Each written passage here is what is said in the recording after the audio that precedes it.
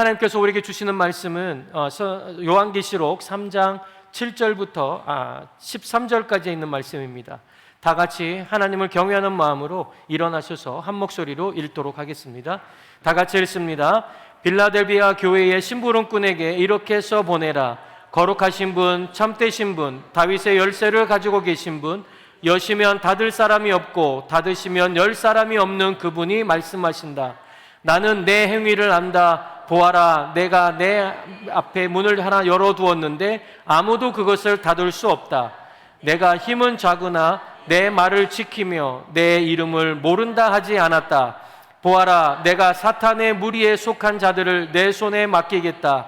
그들은 스스로 유대 사람이라고 하지만 사실은 그렇지 않고 거짓말을 하는 자들이다. 보아라, 내가 그들이 와서 내 앞에 꿇어 엎드리게 하고 내가 너를 사랑하였다는 것을 알게 하겠다. 인내하라는 말을 내가 지켰으니 온 세상에 닥쳐올 시험을 받을 때에 나도 너를 지켜주겠다. 시험은 땅 위에 사는 사람들을 시험하려고 닥치는 것이다. 내가 곧 가겠다. 너는 내가 가진 것을 굳게 붙잡아서 아무도 내 면류관을 빼앗지 못하게 하여라. 이기는 사람은 내가 내 하나님의 성전에 기둥이 되게 하겠다. 그는 다시는 성전을 떠나지 않을 것이다. 나는 내 하나님의 이름과 내 하나님의 도시 곧 하늘에서 내 하나님께로부터 내려오는 새 예루살렘의 이름과 또 나의 새 이름을 그 사람의 몸에 써두겠다. 귀가 있는 사람은 성령이 교회들에게 하시는 음성을 들어라. 아멘. 앉으면서 세 분 이상에게 하늘복 빌어드리겠습니다. 하늘복 많이 받으세요. 하늘복 많이 받으세요. 하늘복 많이 받으세요. 하늘복 많이 받으세요. 네.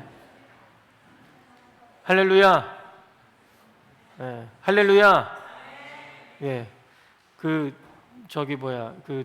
제가 이렇게 앞에서 할렐루야 하면 여러분들은 뭐 하셔야 되는 건지 아시죠? 그죠? 예, 아니 잊어버리신 것 같아서 한 번은 또 알고 지나가야지. 예, 더운 여름이죠? 그렇죠? 예. 근데 작년보다는 시원한 것 같아요. 제가 작년엔 진짜 더웠거든요. 작년 이맘때는 진짜 더웠는데 가면 갈수록 이제 뭐 다들 이렇게 얘기하시는 게 원래는 좀 덥기도 하고 또 시원하기도 하고 막 그늘 들어가면 뭐 이렇게 해야 되는데 이건 뭐 뜨거워도 덥고 뭐 그늘에 들어가면 춥고 뭐 이런 날이 좀 계속되고 있는 것 같습니다. 자, 모두 이렇게 우리가 인사할 텐데 인사할 때 건강하십시오. 더위 먹지 마십시오. 한번 인사할까요? 시작. 건강하세요. 더위 먹지 마세요. 네. 할렐루야. 네, 오늘 요한계시록 3장 7절부터 13절까지 있는 말씀 여러분들 이제 눈치채셨죠? 지금 계속해서 제가 요한계시록의 말씀을 여러분들과 같이 나누고 있습니다. 그런데 목사님 순서대로 하면 3장 1절부터 6절은 왜 안 하십니까? 예전에 했습니다. 한 번 더 할까요? 그래서 한 번 했기 때문에 오늘은 7절부터 13절까지 있는 말씀을 가지고 나누려고 합니다. 먼저 말씀을 나누기 전에 잠깐 아주 조금 웃긴 얘기 하나 해드리고 시작할게요. 술을 정말 좋아하는 남편이 있었습니다. 그래서 밤새 술을 마시다가 새벽녘에 이제 들어온 거예요. 겨우 집에 들어왔습니다. 그러자 누가 화가 났을까요? 그 부인이 이제 단단히 화가 났겠죠. 단단히 화가 난 부인이 문을 확 열어주면서 소리치며 얘기했습니다. 이 새벽에 뭐하러 들어와? 동뜰 때까지 술집이나 찾아두고 돌아다니지. 이렇게 하십니다.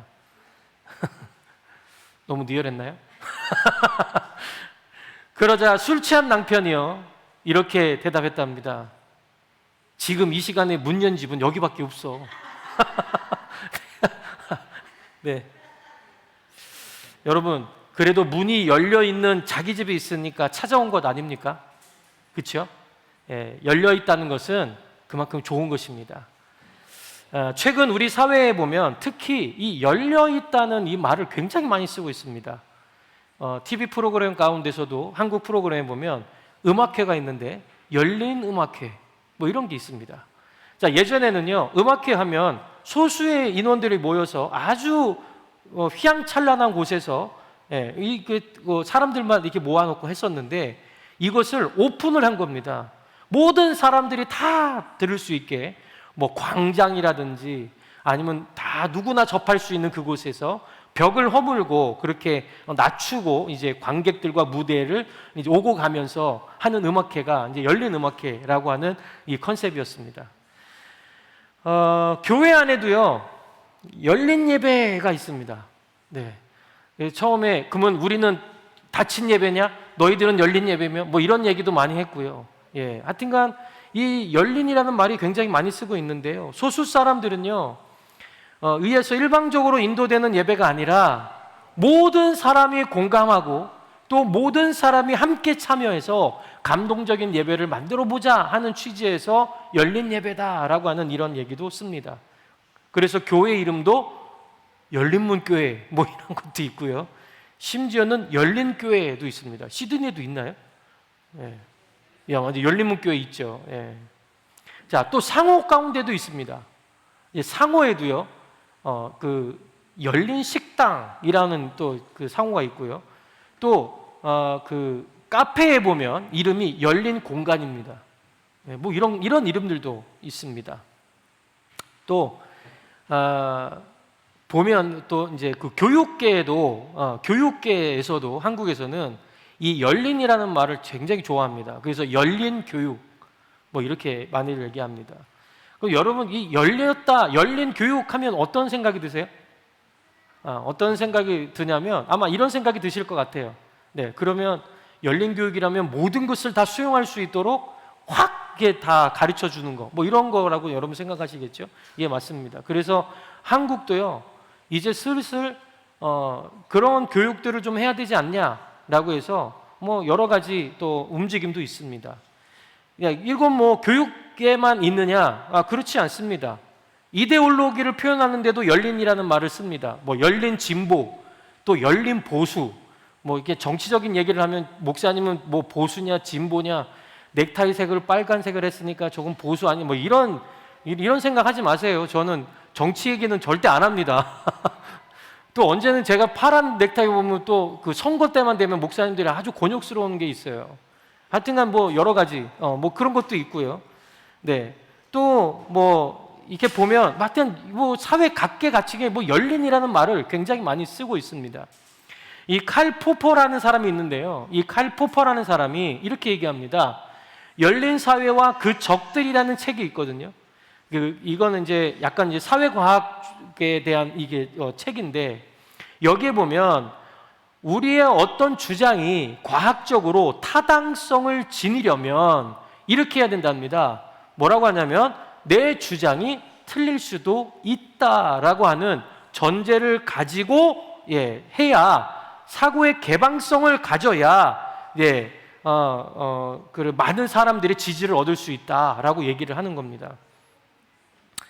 내 생각이 틀릴 수도 있다고 생각하는 사람은 다른 사람의 말을 경청하게 됩니다. 다른 사람의 말로 믿어주기도 합니다.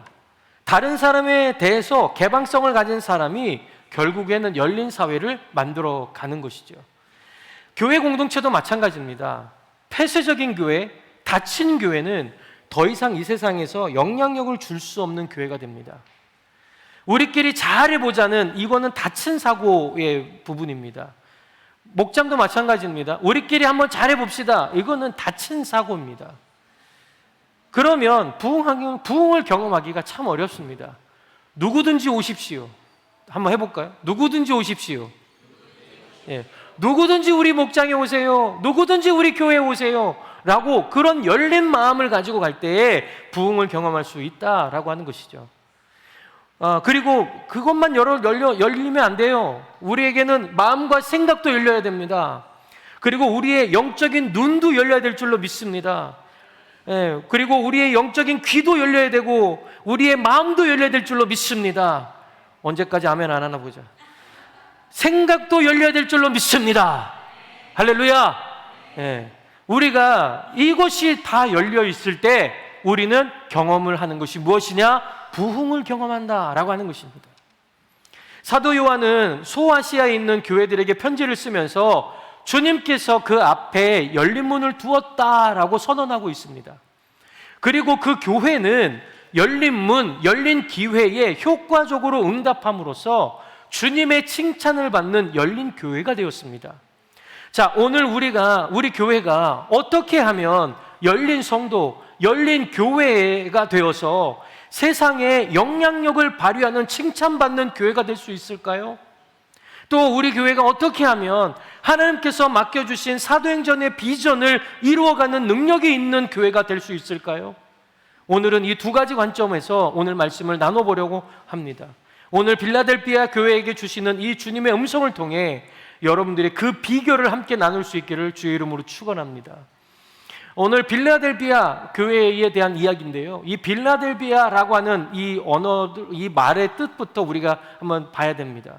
자, 이 빌라델피아는요, 본래 필로스라고 하는 사랑이라고 하는 단어와 아델포스라고 하는 형제라고 하는 단어가 합성된 단어입니다. 자, 본래의 버가모 왕국 지역, 이 왕국 시대에 이 지역의 통치자였던 유메네스 2세가 있었는데요, 이 전쟁에 나갈 때마다 정치와 군사 지식이 탁월했던 자신의 동생이었던 아탈로스 2세에게 모든 내정을 맡기고 자기는 전쟁터로 나가서 열심히 싸운 겁니다.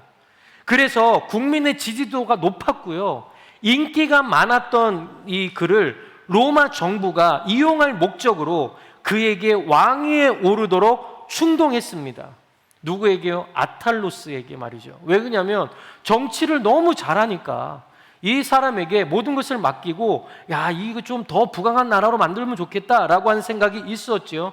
그런데 이 아탈로스는 그냥 이런 이 지하에 거절을 해버리고 형에게 충성을 다했다고 합니다.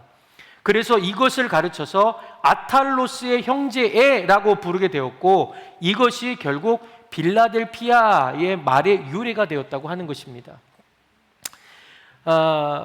빌라델피아 지역은, 빌라델피아는 4대 동남쪽 40km 지점에 위치한 고원 도시에 포도를 생산했던 것으로 유명한 도시였습니다. 자, 농업과 상업이 발달해서 경제적으로는 상당히 부를 누렸습니다. 그래서 주 5세기에는 작은 아테네다라고 불려질 만큼 정말 많은 신전들이 그 앞에 있었고, 거기에 많은 종교 행사들이 거행되고 있었습니다. 그럼에도 불구하고 이 빌라델피아 교회 성도들은 주님으로부터 인정받고 칭찬을 받았습니다. 자, 8절을 한번 볼까요? 8절의 말씀을 보면, 여러분 보시면 내가 작은 능력을 가지고도 라고 하는 이 말이 나오죠. 내 힘은 아주 작다라고 하는 이 말이 나오죠. 자, 이 말을 보면, 자, 여기서 작은 능력이라는 것은 무엇이냐면 능력이 거의 없다라고 하는 의미입니다. 자, 능력이 없는 빌라델피아 교인들, 빌라델피아 교인들은 신분이나 지위가 변변치 못했다는 겁니다. 그리고 사회적으로는 힘이 거의 없는 사람들이었다는 겁니다. 그런데 중요한 것은 이 지역에 경제적으로 굉장하게 부강한 지역이었거든요. 경제적으로도 남부럽지 않을 곳이었고 많은 사람들이 찾아오는 도시였단 말입니다. 그런데 거기에서 능력이 별 볼 일이 없는 거예요. 그렇다고 열심을 다해서 돈을 많이 버는 사람도 없었다는 겁니다. 결국 그러한 사람들이 같이 신앙생활을 했던 교회가 빌라델피아 교회였다는 것이죠. 그러니까 이 사람들은요, 아주 작은 능력을 가진 사람들이었다는 겁니다. 정말 사회에서 저 사람 있는 거예요, 없는 거예요, 거의 그럴 정도로 거의 무시당했던 사람들 중에 하나가 바로 이 빌라델피아 교회의 성도들이었다는 것이죠. 겉으로 보기에는 정말 별 볼 일 없었죠. 그럼에도 불구하고 그들은 주님으로부터 칭찬을 받았습니다. 여기에서 우리가 알 수 있는 것은 주님께서는 크냐, 작으냐, 많으냐, 적으냐에는 전혀 관심이 없다는 겁니다. 하나님의 관심은 어디에 있느냐? 너가 정말 최선을 다했느냐라고 하는 여기에 관심이 있다는 겁니다. 내가 적은 능력을 가지고도 너는 최선을 다해서 하나님을 붙잡았느냐 아니냐를 하나님은 그 마음에 두고 있다라고 하는 것입니다. 세상에서 내세울 것이 거의 없는 이 빌라델피아 성도들은 주님으로부터 칭찬만 받았습니다. 그 두 가지 칭찬을 받았는데 그 중에 하나는 이겁니다. 그들은 말씀을 지켰다라고 하는 것입니다. 그들은 무엇을 지켰다고요? 말씀을 지켰다라고 하는 겁니다. 빌라델비아가 여기서 말씀을 지켰다라고 하는 것은 어려운 여건 속에서도 불구하고 말씀에 순종했고 그 말씀을 실천했다라고 하는 뜻입니다. 주님께서는 8절에서 내 말을 지켰다라고 칭찬했고 10절에서는 내가 나의 인내의 말씀을 지켰다라고 말하고 있습니다. 자, 이것을 통해서 우리가 알 수 있는 것은 말씀대로 순종하는 사람이 주님께 인정받는다라고 하는 것입니다. 내가 사회적인 지위가 높아서 주님께 인정받느냐? 아닙니다. 내가 돈이 많아서? 아닙니다. 내가 뭔가가 많아서, 능력이 많아서 내가 하나님 앞에 인정을 받느냐? 결코 아니라는 거예요. 내가 적은 능력에도 불구하고 늘 주님께 인정받는 것은 말씀대로 순종했느냐 안 했느냐, 여기에 관건이 있다는 것입니다. 영향력을 있는 사람들의 삶을 살 수 있다는 겁니다. 어떤 사람이요? 말씀에 순종한 사람들이 말입니다. 주님께서 진실로 원하는 사람은 능력이 많은 사람이 결코 아닙니다. 비록 적은 능력을 가르칠지라도 주님의 말씀에 아멘 하는 그 사람을 하나님은 사용하신다라고 하는 것입니다. 그리고 그러한 사람들을 하나님은 명품 인생으로 끌고 가십니다. 그리스도인들은 믿지 않는 사람들과 다르게 살아야 명품이 될 수 있다라고 하는 것을 기억하시기 바랍니다. 세상 사람들과 아무 구별이 없이 살아간다면 우리는 결코 명품이 될 수 없다는 것이죠.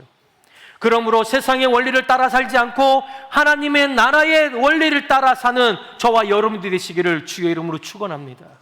주님께서는요, 요한계시록 1장 3절에 이렇게 말하고 있습니다. 다 같이 한번 읽어보겠습니다. 시작. 이 예언의 말씀을 읽는 사람과 듣는 사람들과 그 안에 기록되어 있는 것을 지키는 사람은 복이 있습니다. 그때가 가까이 왔기 때문입니다. 아멘.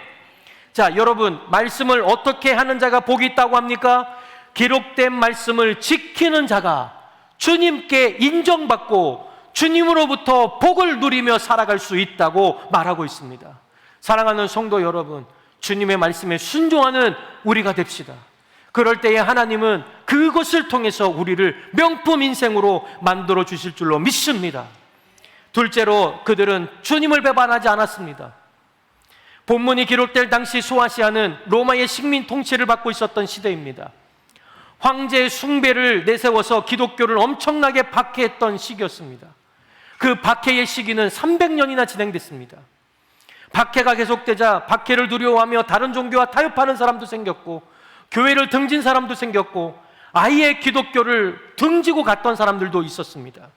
그러한 상황들 가운데서 빌라델비아 교회 성도들은 힘이나 재산이나 권력이나 명예 같은 것을 소유하지 않은 적은 능력의 상태임에도 불구하고 그들은 결코 주님을 배반하지 않았다는 것입니다. 또한 빌라델비아 교회에 직면했던 도전은 외부의 박해만 있었던 것이 결코 아니었습니다.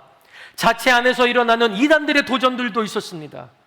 그것은 본문 9절에 보면 사탄의 회당, 곧 자칭 유대인이라고 말씀하시고 있는 것을 보면 유대인임을 내세우며 은근히 교회를 파괴하려는 사단의 역사가 교회 안에 있었음을 분명하게 우리에게 말해주고 있습니다.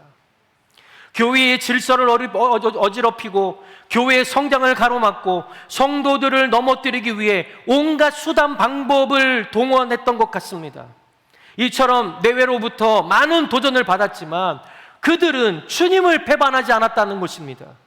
그들의 믿음은 결코 변하지 않았고 주님을 배반하지 않고 그들의 믿음을 온전히 지킬 수 있는 사람이 바로 필라델비아 교회 성도들이었다는 사실입니다. 여러분, 세상에서 명품과 일반 제품과 다른 점이 많이 있지만 그 중에 빼놓을 수 없는 것은 변하지 않고 자기만의 색깔과 이미지가 있다는 것입니다. 여러분, 프랑스 제품 중에 제품 회사 중에 가장 유명한 회사 뭔지 아십니까? 뒤에 똥 들어가는 거. 예, 루이비통 그거 있잖아요. 루이비통. 예, 루이비통에 이게 보면 한국 여성들이 정말 좋아하는 게 루이비통이라고 합니다. 맞아요? 예? 여러분 루이비통 하나 가방 하나 들고 다니면 막 뭐 이러잖아요. 아니에요? 할렐루야, 우리는 참 영적인 분들입니다. 예. 우리는 누가 루이비통 가방 들고 선물해 주면 안 받으실 거죠? 아, 선물은 받대. 자랑은 안 하고. 좋아요.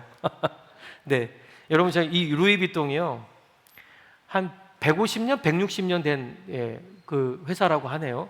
그런데 이 루이비통 회사가 지금까지 한결같이 변하지 않고 추구하는 철학이 하나 있답니다. 그 철학이 뭔지 아십니까? 그 회사는 가방 하나 만들면서도 짐 들고 다니는 가방이 아니라 여행을 즐기는 사람이라는 이미지를 주자. 이것이 지금까지 지켜오고 있는 철학이라고 합니다. 명품은 품질이 뛰어납니다. 그러나 더 중요한 것은 1년을 신고 3년을 입고 10년을 들고 다녀도 그 품질은 한결같다고 하는 것이죠. 예. 이처럼 명품은요 변하지 않습니다. 오히려 시간이 흐르면 흐를수록 오히려 더 멋있어지고 더 정감이 간다고 합니다. 그래서 우리 사람들은 그것을 이름하여 명품이다라고 얘기한다는 것이죠.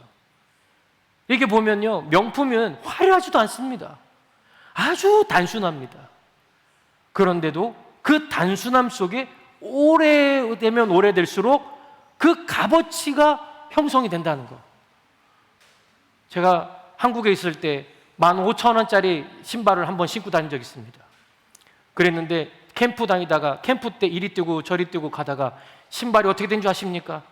위와 아래가 분리가 됐습니다. 고치러 갔더니 25,000원 달랍니다.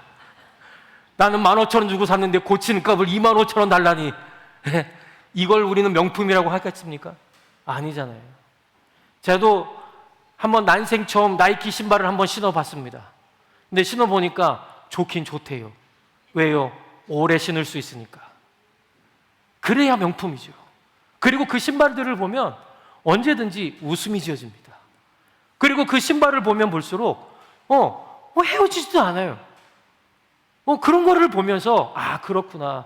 명품이 그러니까 돈을 좀 주고 사면 이렇게 좋구나 라고 하는 생각을 저는 하게 됐습니다. 자, 그런데 제가 이 명품에 대한 이 생각을 하면서 우리 교회 성도들도 명품 인생, 명품 그리스도인들이 되면 어떨까? 그런 생각을 해보게 되었습니다. 신앙의 능력은 양에 있는 게 아닙니다. 내가 얼마나 많이 믿었고 오래 믿었느냐 거기에 있지 않습니다. 다수결에도 있지 않습니다. 오직 질에도 있습니다. 질만 있습니다. 믿음의 척도는 얼마만큼 변하지 않고 있느냐에 따라 달라집니다. 아침 저녁으로 변하고 상황에 따라 변하는 사람은 주님으로부터 명품 성도라고 인정받을 수가 없는 것이죠. 그래서 목장도요 여러분 끝까지 가다 보면 결국에는 사람들이 인정하고 오게 됩니다. 할렐루야. 여러분 우리 성도 우리 목자 목녀님들 늘 힘내시기를 바랍니다. 하나님은 여러분들을 명품으로 만들기 위해서 때로는 조금의 어려움도 여러분들에게 주시고 때로는 여러분들에게 기쁨도 주시고 때로는 여러분들이 해결할 수 없는 일들도 주심으로 인해서 여러분들을 만들어 가시는 과정임을 여러분들 늘 기억해 주시길 바랍니다. 여러분 시간이 흘러도 변하지 않는 성도 주님으로부터 명품 성도로 인정받을 줄로 믿습니다. 그러므로 시대는 변하고 상황은 변할지라도 변하지 않는 믿음을 가진 명품 그리스도인들이 되시기를 주의 이름으로 축원합니다. 그런데 이 모습을 보신 주님께서 이들에게 몇 가지 축복을 주셨습니다. 자, 그 첫 번째 축복은 뭐냐? 따라서 한번 해볼까요? 닫힌 문을 열어주십니다. 자, 닫힌 문을 열어주십니다. 자, 말씀을 지키고 순종한 사람들에게 주님께서는 문을 열어주신다라고 했습니다. 왜냐하면 주님께서는 문을 열 수 있는 능력을 가지신 분이기 때문입니다. 3장 7절을 한번 볼까요? 3장 7절 한번 다 같이 읽어보겠습니다. 시작. 빌라델비아 교회 신부님꾼에게 이렇게 써보내라. 거룩하신 분, 참되신 분, 다윗의 열쇠를 가지고 계신 분, 여시면 닫을 사람이 없고 닫으시면 열 사람이 없는 그분이 말씀하신다. 아멘. 여기에서 주님은 열쇠를 가진 모습으로 등장하셨습니다. 열쇠를 가진 주님께서는 그 열쇠로 문을 열 수도 있고 문을 닫을 수도 있다라고 하는 것이죠. 그런데 중요한 것은 무엇이냐면 주님께서 열면 어느 누구도 닫을 수가 없고 반대로 주님께서 닫으면 어느 사람도 열 수 없다는 것입니다. 그 복음주의의 신학자 존 스토트라는 사람이 있습니다. 이 사람이 다윗의 열쇠는 메시아이신 그리스도의 권세를 의미한다고 말하고 있습니다. 자, 이것은 주님의 절대 권위와 통치권을 상징하는 표현인데, 이처럼 모든 문제의 열쇠를 가진 주님께서 지금 빌라델비아 교회를 향하여 말씀해 주셨습니다. 8절에 보면 뭐가 돼 있냐면, 보아라, 내가 내 앞에 문을 하나 열어두었다 라고 말하고 있죠. 자, 그렇다면 보십시오. 다윗의 열쇠를 가지신 주님께서 말씀을 지키며 변하지 않고 믿음을 지켰던 빌라델비아 교회 성도들을 위해 문을 활짝 열어놓으셨는데, 그 문이 무엇이냐? 선교의 문입니다. 할렐루야. 이 선교의 문이 열린 겁니다. 세상과 대적하여 이길 수 있는 능력의 문이 활짝 열려서 그들은 이제 세상과 당당히 맞설 수 있게 되었다는 것입니다. 축복의 문이 열려서 그들은 이제 하나님으로부터 풍성한 은혜와 축복을 누릴 수 있게 되었다는 것입니다. 저는 여러분들에게 이러한 축복이 임하기를 주의 이름으로 축원합니다. 빌라델비아 교회 성도들처럼 닫혀있는 개인의 문이 열리고, 또 여러분 가정의 문이 열리고 교회의 문이 활짝 열려지기를 주의 이름으로 축원합니다. 하나님의 말씀에 순종하고 믿음으로 사는 사람은 반드시 그 문을 열어주신다는 것을 잊지 마시기 바랍니다. 두 번째로, 시험을 면하게 하십니다. 아멘. 10절의 말씀에 보면 이렇게 있습니다. 인내하라는 내 말을 내가 지켰으니 온 세상에 닥쳐올 시험을 받을 때에 나도 너를 지켜주겠다. 시험은 땅 위에 사는 사람들을 시험하려고 닥치는 것이다. 아멘. 여기서 시험의 때란 예수님께서 재림할 때에 임할 환난을 의미합니다. 자, 하나님을 지키고자 할 때에 때로는 핍박을 받을 수 있다는 것이죠. 때로는 바보 소리를 듣고 왕따를 당할 수도 있습니다. 그러나 끝까지 믿음으로 나아가면 반드시 시험을 이기는 능력을 우리에게 주신다라고 하는 것을 잊지 마시기를 바랍니다. 고린도전서 10장 13절입니다. 다 같이 한번 읽어볼까요? 시작. 여러분은 사람이 흔히 겪는 시련 밖에 다른 시련을 당한 적이 없습니다. 하나님은 신실하십니다. 여러분이 감당할 수 있는 능력 이상으로 시련을 겪는 것을 하나님은 허락하지 않으십니다. 하나님께서는 시련과 함께 그것을 벗어날 길도 마련해 주셔서 여러분이 그 시련을 견뎌낼 수 있게 해 주십니다. 아멘. 믿음으로 순종하는 자에게 하나님은 오늘도 시험을 명쾌하시고 승리의 길로 인도하실 줄로 믿습니다. 세 번째, 기둥 같은 인물로 써주신다고 하셨습니다. 12절에 보면 이렇게 나와 있습니다. 이기는 사람은 내가 하나님의 성전의 기둥이 되게 하겠다. 그는 다시는 성전을 떠나지 않을 것이다. 나는 내 하나님의 이름과 하나님의 도시 곧 하늘에서 내 하나님께로부터 내려오는 새 예루살렘의 이름과 또 나의 새 이름을 그 사람 몸에 써두겠다. 아멘. 여러분, 기둥은 어떤 역할을 하죠? 그 기둥은 집을 바치는 중심이 됩니다. 기둥은 움직이지 않습니다. 기둥이 되게 해주시겠다는 것은 기둥처럼 필요한 사람, 중요한 사람, 든든한 사람이 되게 해주신다는 뜻으로 우리는 해석할 수가 있습니다. 성전 기둥은 성전을 지탱하는 데 가장 중요한 것입니다. 주님께서는 우리가 말씀을 지키며 변하지 않는 믿음으로 살아간다면 우리를 성전에서 가장 중요한 역할을 하는 기둥과 같은 인물로 써주신다는 말씀입니다. 그런데 여기에서 성전의 기둥이 되게 했다라고 하는 말씀을 하고 있는데, 여러분 성전 기둥 하면 생각나는 거 혹시 있습니까? 여러분 요즘에 우리가 구약을 읽고 있잖아요. 그 성막을 이제 이게 좀 짓고 있는 그런 모습도 보이잖아요. 거기에 보면 이 교회 기둥을 이제 우리는 성막이군요. 아직은 성전으로 가야 되는데, 이게 기둥을 하면 생각나는 게 이걸 생각하셔야 됩니다. 솔로몬의 성전. 솔로몬의 성전에 두 기둥이 있습니다. 한쪽은 야긴, 한쪽은 보아스라고 하는 기둥입니다. 하나님이 늘 지켜주신다, 하나님이 너희와 늘 함께 하신다는 이 의미의 기둥입니다. 여러분, 하나님이 우리를 그 기둥으로 만들어 주시겠다고 약속해 주셨습니다.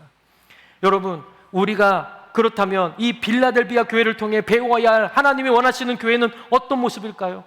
그것은 한마디로 열린 성도, 열린 교회가 되어야 된다는 것입니다. 무엇보다도 불신자를 향한 전도의 문을 열어놔야 하는 것이죠. 여기 교회 앞에 문이 열려 있다는 것은 문이 닫힐 수도 있다는 것을 의미하고 있습니다. 그런데 오늘, 그리고 지금 문이 열려 있다는 것은 기회인 것입니다.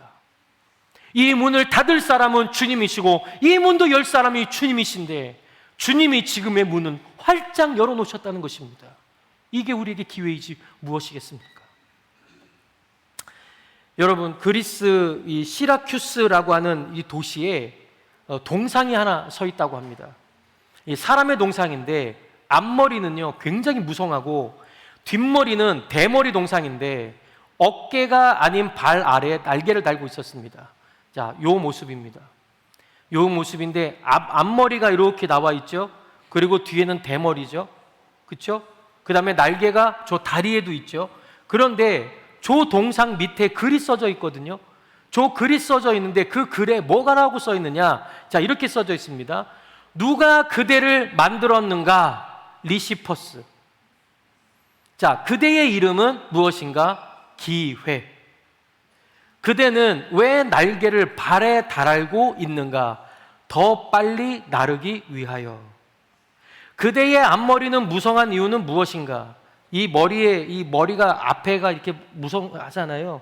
그 머리가 무성한 이유는 무엇인가? 내가 올 때에 사람들이 쉽게 붙잡도록 하기 위해서. 자, 그러면 왜 뒷머리는 하나도 없는가? 한 번 지나가면 다시는 붙잡기 어렵기 때문에. 예. 여러분, 전도에 관한 한 결코 내일이 없습니다. 그리고 모든 열린 방법으로 전도하는 우리들이 되어야 될 줄로 믿습니다. 여러분, 바울은 항상 이렇게 기도를 성도들에게 요청했습니다. 골로새서 4장 2절에서 4절입니다.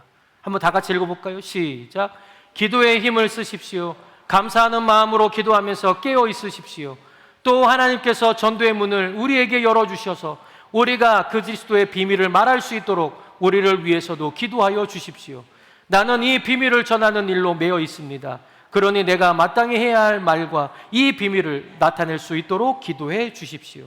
아멘. 바울처럼 전도할 문을 열어달라고 기도하는 우리 교회 성도들이 되기를 주의 이름으로 축원합니다. 그리고 아직도 예수 그리스도의 복음을 깨닫지 못하고 살아가는 영혼들을 가슴에 품고 사는 우리들이 되었으면 좋겠습니다.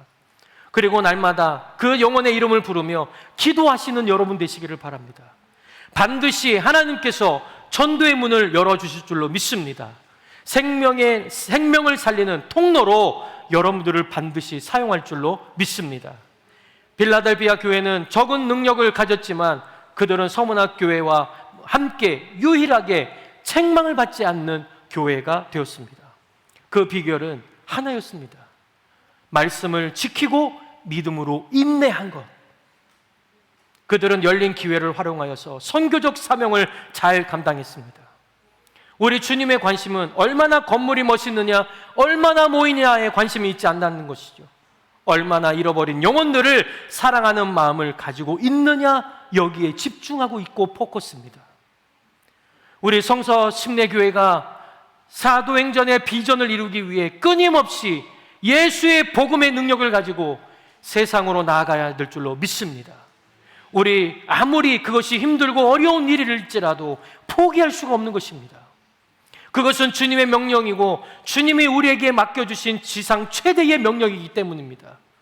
잃어버린 영혼들을 향해 끊임없이 달려가는 열린 성도가 될 줄로 믿습니다.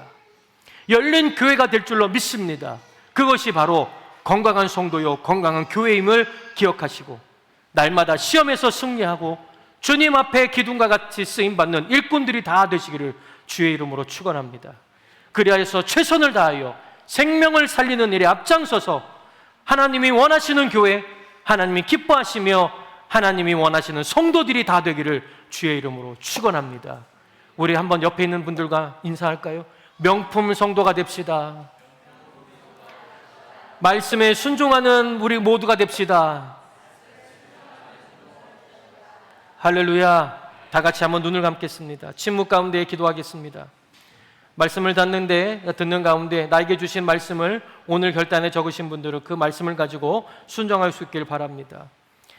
결단에 서신 분들은 앞으로 나오셔서 헌신카드에 기록하시고 등록하기를 원하시거나 오늘 결단에 특별한 기도가 필요하신 분들, 또 하나님이 주시는 위로가 필요한 분들, 특별히 여러 가지 이유로 인하여 기도받기를 원하시는 분들도 나오시기 바랍니다.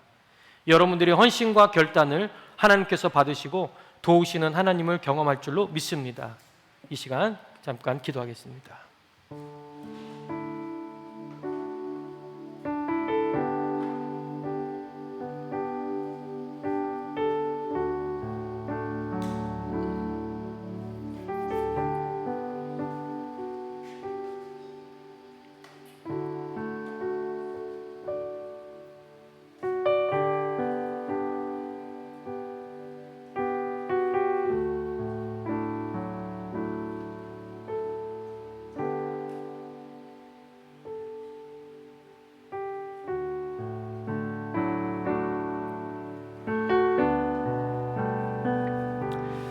하나님, 우리에게 오늘도 말씀해 주셔서 명품 성도가 되라고 우리에게 말씀해 주시는 그 음성이 너무나도 귓가에 쟁쟁하게 들립니다. 하나님, 말씀에 순종하고 인내하며 나아가는 우리 성서 침례교회 성도들이 될 수 있도록 인도하여 주시옵소서. 그래서 주님이 주시는 참된 축복을 누리며 살아가는, 결국의 승리를 경험하는 귀한 자들이 되도록 인도하여 주시옵소서. 여러 가지 모양으로 힘든 사람들도 있습니다. 또 질병으로 힘들어하시는 분들도 있습니다. 때로는 상처와 아픔들로 인하여 도저히 헤어날 수 없을 것 같은 그러한 상황에 있는 분들도 있을 줄로 합니다. 그렇지만 주님께 나왔습니다. 주님이 답이시기에 주님께 나왔습니다. 이 시간 우리의 마음과 생각을 열어주시고 오늘 주님이 주시는 말씀 그대로 순종하며 앞으로 주님과 더불어 교제하며 나아가는 우리 귀한 성도들이 되어서 우리 교회가 이 땅에서 죽어가는 영혼들을 살려내는 그러한 교회로 우뚝 설 수 있도록 우리 하나님께서 인도하여 주시옵소서. 각 목장을 축복하여 주시옵소서. 각 목장마다 하나님 VIP들이 있게 하여 주시고 기도하는 VIP들이 주님께 나와 헌신하며 결단하는 VIP들의 열매를 볼 수 있도록 각 목장마다 축복하여 주시옵소서. 잠자는 영혼들을 깨워 주시옵소서. 잠자는 영혼들이 주님 앞에 나와 하나님 앞에 무릎 꿇고 경배하는 그 모습을 우리에게 보여 주시옵소서. 그래서 우리도 힘이 있는 모든 사역들이 진행될 수 있도록 우리 하나님께서 인도하여 주시옵소서. 감사드리며 예수 그리스도의 이름으로 기도하옵나이다. 아멘. 다 같이 일어나셔서 우리 열려라 에바다 찬양을 같이 하면서 주님 앞에 나가도록 하겠습니다.